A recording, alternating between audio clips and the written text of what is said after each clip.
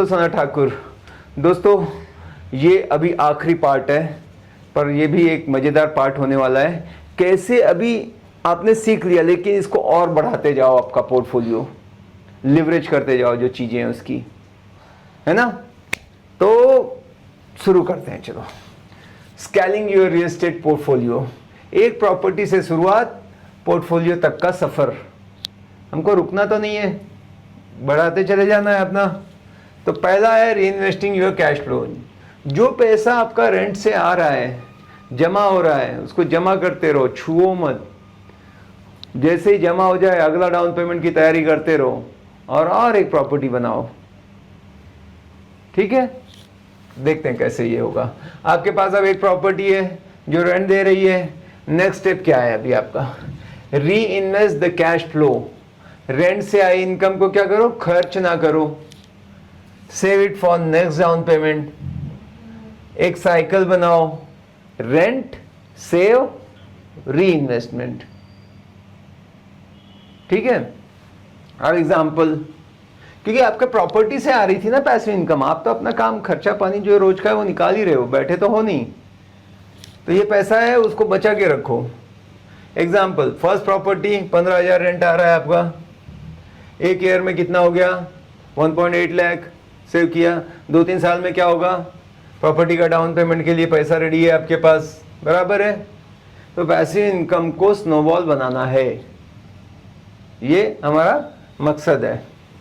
अब दूसरा देखते हैं, using equity to buy more property. मतलब आपने लिया, प्रॉपर्टी भी तो अप्रिशिएट हो रही है रेंट के अलावा, तो प्रॉपर्टी की वैल्यू बढ़ती है, आपके पास एक इक्विटी बनती है, बराबर। ये उसको कैसे यूज करें, एग्जिस्टिंग प्रॉपर्टी को कोलेटरल बना के नया लोन ले लो।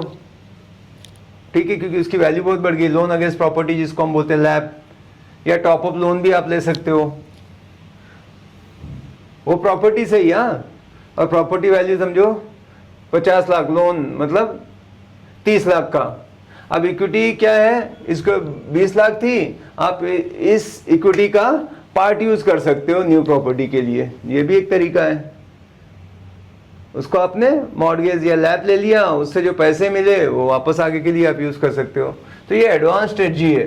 तभी ट्राई करो जब first property cash flow positive हो। मतलब कि ऐसे नहीं कि पहले प्रॉपर्टी का ईएमआई जा रहा है या घर से कुछ देना पड़ रहा है, वो पॉजिटिव मतलब वहां से पैसे बचने चालू हो गए, तब आप ये कर सकते हो। नहीं तो इतना सब इकट्ठा कट टू कट करोगे तो लफड़ा हो सकता है। डाइवर्सिफाइंग इन मल्टीपल मार्केट, एक ही सिटी में सारी प्रॉपर्टी रखना रिस्की हो सकता है। एक सिटी में भी हो जाए, मतलब बेटर है कि ज़्यादा मल्टीपल सिटी में हो, पुणे में हो, बैंगलोर में हो, हैदराबाद में हो, टायर 2 में हो, लखनऊ में हो, इंदौर में हो।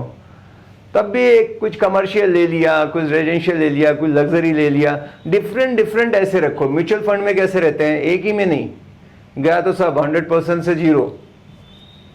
एक सोर्स से 100 रुपए कमाने से अच्छा है 10 सोर्स से 10-10 कमाओ। आप सेफ रहोगे, स्टेबल रहोगे, फाइनेंशियल सिक्योरिटी रहेगी। ठीक है। तो डाइवर्सिफिकेशन की स्ट्रेटजी क्या है, अलग अलग सिटीज या लोकेलिटीज में इन्वेस्ट करो। पुणे में हो तो मैं ईस्ट में भी ले लिया, वेस्ट में भी थोड़ा ले लिया, क्या पता उधर ज्यादा ग्रो होने लगे तो वहां। एक ही जगह पे सब मत रखो, सब अंडे एक ही टोकरी में मत रखो, बोलते हैं ना इन्वेस्टमेंट के लिए। मेट्रो प्लस टायर 2 का मिक्स रखो, रेजिडेंशियल कमर्शियल का ब्लेंड ट्राई करो। अगर एक मार्केट स्लो हो गया तो दूसरा आपको कंपनसेट करेगा, तो एकदम आप रोड पे नहीं आओगे, एक में ही पूरा लगा दिया और कुछ गए तो। ठीक है। तो रियल एस्टेट पोर्टफोलियो एक म्यूचुअल फंड की तरह सोचो, mix of returns and less risk रहेगा। अगला पॉइंट है exit strategy and portfolio liquidation. वो भी तैयार रहनी चाहिए खरीदते वक्त ही, कितने साल मेरे को रखना है, कब एग्जिट मारना है। मैक्सिमम जब वो पीक पे पहुंच जाएगी, भैया अब इससे ज़्यादा क्या अप्रिशिएट होगा, तो वो टाइम पे एग्जिट मार दिया, फिर वो पैसा आगे जहाँ पे डेवलपमेंट चालू है वहाँ लगा दिया। तो हर इन्वेस्टर को पता होना चाहिए जब एंट्री कर रहे हो तभी एग्जिट का प्लान रेडी होना चाहिए शुरू में ही, कि इतने दिन लगाएंगे। और आरओआई अगर वो पॉजिटिव दे रहा है तब नहीं छेड़ना है।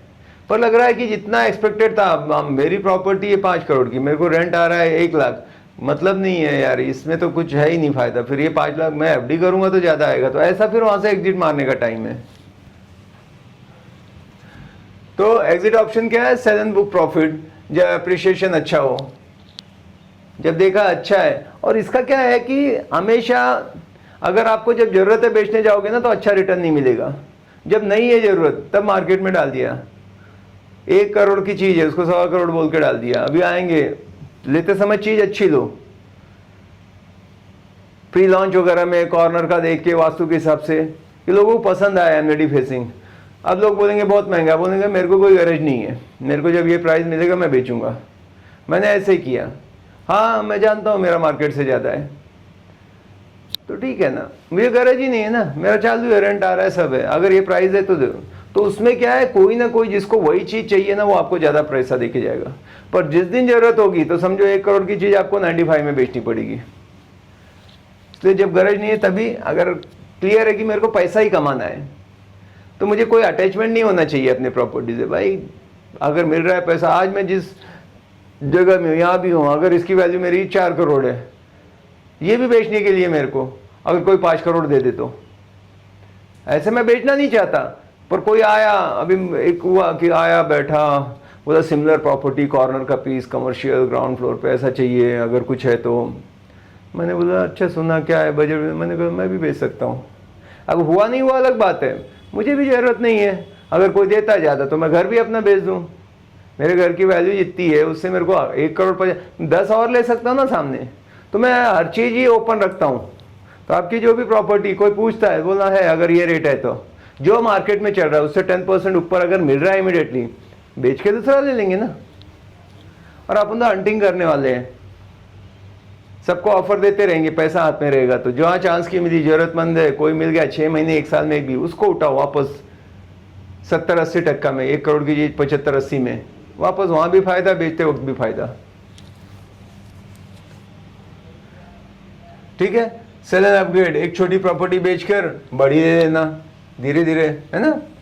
होल्ड फॉर रेंट, जब तक आरओआई स्ट्रांग है तो मैं रेंट पे ही रखूंगा। पोर्टफोलियो लिक्विडेट, रिटायरमेंट टाइम पे सेल करके लमसम ले लो, है ना। कंसोलिडेट करने लगते हैं, भाई अभी मैं 70-80 का हो गया, अभी मेरे को ज़िंदगी जी लेनी है, ये सब मैं नहीं पढ़ना, तो वो आपकी चॉइस है। तो वो planning, success is plan event, तो वो प्लान करके रखो।